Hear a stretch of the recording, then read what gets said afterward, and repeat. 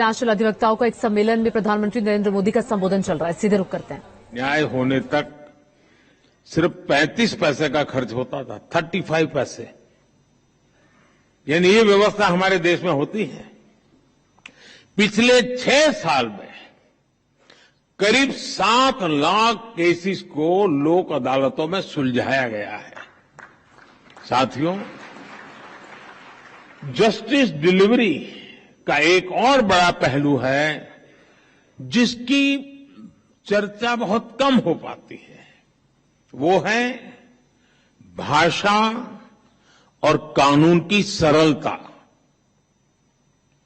अब हम भारत सरकार में भी सोच रहे हैं कि कानून 2 प्रकार से प्रस्तुत किए जाए। एक, जिस भाषा पे आप लोग के आदी हैं वो वाला ड्राफ्ट होगा, और दूसरा देश का सामान्य मानवी समझ सके ऐसी भाषा।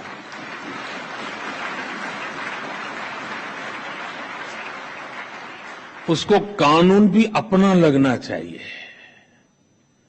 हम कोशिश कर रहे हैं, मुझे भी सिस्टम भी उसी ढांचे में पली बड़ी है तो उसको बाहर निकालते निकालते, लेकिन हो सकता है कि अभी मुझे काफी काम है, मेरे पास समय भी बहुत है, तो मैं करता रहूंगा।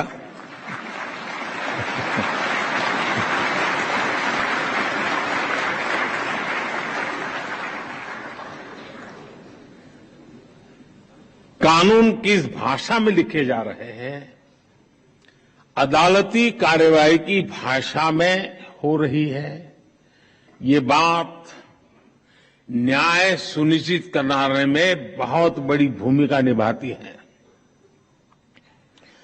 पहले किसी भी लॉ के ड्राफ्टिंग बहुत कॉम्प्लेक्स होती थी।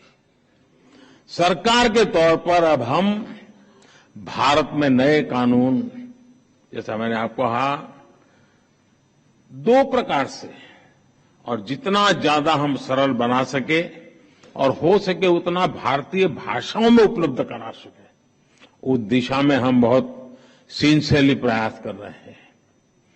डेटा प्रोटेक्शन लॉ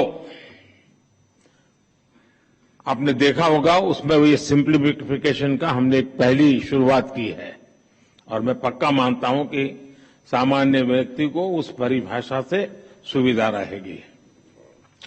भारत की न्याय व्यवस्था में मैं समझता हूं ये एक बहुत बड़ा परिवर्तन हुआ है, और मैं चंद्रचूड़ जी का पब्लिकली मैंने एक बार अभिनंदन किया था, क्योंकि उन्होंने कहा कि अब कोर्ट जजमेंट का ऑपरेटिव पार्ट जो लिटिगेंट है उसकी भाषा में हम उपलब्ध कराएंगे।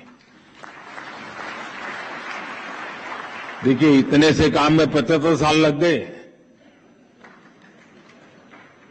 और ऐसे के लिए, इसके लिए भी मुझे आना पड़ा।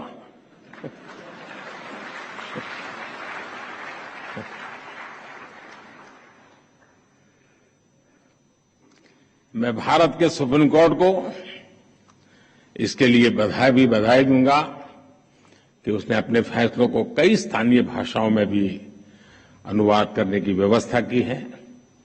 इससे भी भारत के सामान्य व्यक्ति को बहुत मदद मिलेगी। कोई पेशेंट हो ना, अगर डॉक्टर भी पेशेंट की भाषा में उसे बात करे तो आधी बीमारी यूं ही ठीक हो जाती है। बस यहां ये मामला बाकी है। साथियों, हम टेक्नोलॉजी से, रिफॉर्म से, न्यू जुडिशियल प्रैक्टिसेस से कानूनी प्रक्रिया को कैसे और अच्छा कर सकते हैं, इस पर निरंतर काम होना चाहिए। टेक्नोलॉजी एडवांसमेंट ने जुडिशरी सिस्टम के सामने बड़े एवेन्यूज बना दिए हैं।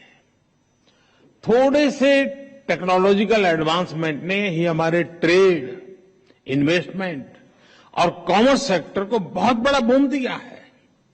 ऐसे में लीगल प्रोफेशनल से जुड़े लोगों को भी इस टेक्नोलॉजिकल रिफॉर्म से ज्यादा जुड़ना होगा। मैं आशा करता हूं कि इंटरनेशनल लॉयर्स कॉन्फ्रेंस न्यायिक व्यवस्थाओं के प्रति पूरी दुनिया का विश्वास बढ़ाने में सहायक सिद्ध होगी